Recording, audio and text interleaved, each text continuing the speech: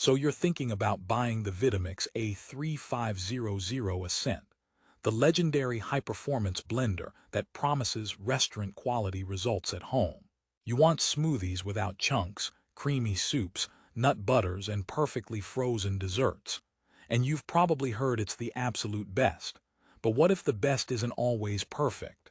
In fact, what if this nearly $500 blender has some significant, irritating flaws that no one is talking about? I bought it, I tested it for months, and I'm going to give you a brutally honest review of its problems.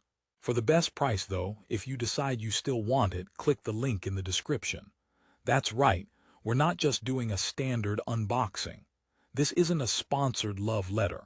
We're going deep into the real daily frustrations, the quirks, and the things you might absolutely hate about the Vitamix A3500. Therefore, if you value your counter space, your eardrums, and your sanity, you need to watch this before you click buy. Let's start with the obvious. Its power and performance. This thing is a beast. A 2.2 peak horsepower motor that will pulverize anything you throw at it into submission. Ice, dust, fibrous greens, silky smooth. Those frozen fruits for your morning smoothie. They don't stand a chance. The blade assembly is legendary for a reason. Therefore, on pure blending power, it gets a standing ovation. It delivers on that core promise. And here's the first major snapback. That incredible power comes with a significant daily cost. The noise. This isn't just loud. This is, I have to warn my neighbors before I make a smoothie loud. This is, I can't hear my own thoughts loud. It sounds like a jet engine taking off in your kitchen. If you have sleeping kids, a light sleeping partner, or just a headache, this blender becomes a household terrorist. Joke number 1. Using this blender at 7 a.m. feels less like making breakfast and more like conducting a science experiment to see if you can blend concrete before the noise blends your will to live. So power, A+. Sonic livability, a solid F, but performance isn't just about brute force, right? Therefore, let's talk about its smart features, the Ascent in its name. It has self-detect technology. The blender recognizes the container size you attach, the included 64-ounce pitcher or the optional 8-ounce and 20-ounce ones. It has programmable settings, smoothie, hot soup, frozen desserts, and more. You just press a button and it does the work. Sounds amazing, like having a professional barista chef in your kitchen. However, this is where the intelligence sometimes feels artificial. The programmed cycles are fixed. Want a slightly chunkier smoothie? Too bad. The machine decides. The self-detect is cool, but it also means you're locked into Vitamix's expensive ecosystem. Those fancy new containers, not cheap. Joke number 2. The self-detect feature is so smart, it probably knows I'm running low on optimism when I'm trying to clean it. Now, here's a huge problem you won't see in the glossy ads, the cleaning process. They tout the self-cleaning function. You add a drop of soap and some warm water, run it on high for 30 to 60 seconds, and voila. But the reality is messier, literally. First, that powerful vortex often forces soapy water up under the lid and out the top, creating a mini suds fountain on your counter. Second, it never fully cleans the underside of the blade assembly or the rubber gasket. Old food and gunk get trapped there. Therefore, you often end up doing a partial disassembly and hand washing anyway, which defeats the purpose of the Easy Clean feature. For a machine this expensive, you'd hope cleanup was a bit more complete. But let's pivot to design. It's sleek, with a touchscreen interface that looks modern. However, that touchscreen is a fingerprint magnet. After one use, it looks like a tiny detective has been investigating it. More importantly, the overall footprint. This blender is a unit. It's tall, wide, and heavy. It demands prime real estate on your counter. If you have a small kitchen, be prepared to play a permanent game of appliance Tetris. Therefore, the convenience of a set it and forget it blender is somewhat offset by the fact that it's a permanent, immovable monument to health in your kitchen. Which brings us to the container.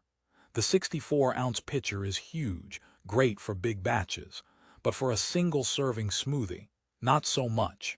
You have to make a certain minimum volume for the blades to properly vortex and blend. If you live alone or just want one portion, you either make way too much or you have to buy that expensive, separate 20-ounce container. That's an extra $100, my friends.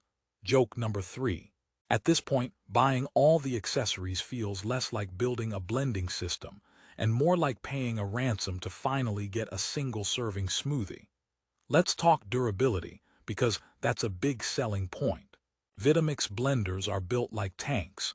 The motor base has a 10-year warranty, which is fantastic. It feels indestructible. However, that durability isn't uniform.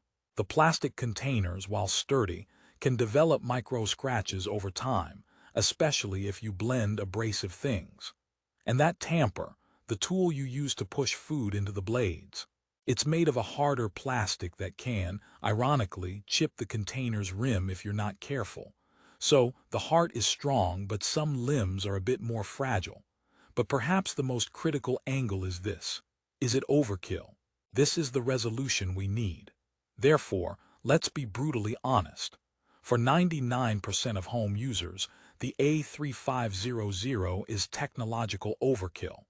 The programmed settings are neat but not necessary. The touchscreen is cool but not functionally superior to a simple dial. You are paying a massive premium for bragging rights and features you might use twice. The core blending performance is matched by other, much less expensive Vitamix models, like the classic 5200 or the Appliance series. They have the same motor, the same blades. They're just as loud, but they cost hundreds less. You're paying for the smart features that, in practice, can be more gimmicky than genuinely useful. Joke number 4. Buying the A3500 for making simple smoothies is like using a Formula One car to drive to the grocery store. It works, but your neighbors will think you're ridiculous, and the ride is uncomfortably intense. So what's the final verdict? Should you buy the Vitamix A3500 Ascent? Therefore, here is my honest resolution. Buy it if you are a serious food enthusiast who will genuinely use all the programmed functions for soups, nut butters, and dough. You have a large kitchen and don't mind the noise and size. You have the budget for the machine and the extra containers for true versatility. You value the 10-year warranty and plan on this being a lifelong appliance.